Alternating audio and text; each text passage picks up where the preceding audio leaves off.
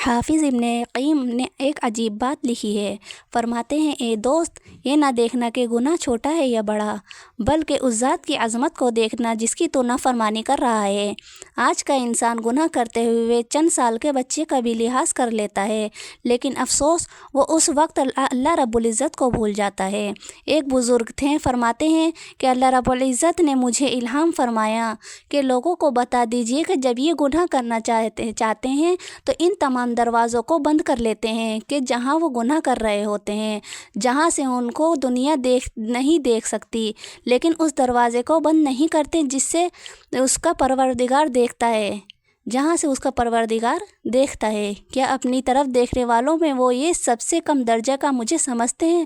تو گناہ کو چھوڑیے جو تم ظاہر میں کرتے ہو یا چھپے ہوئے کرتے ہو۔ اللہ رب العزت کی رحمت ہے کہ وہ ہمارے گناہوں پر رحمت کا پردہ ڈال دیتا ہے۔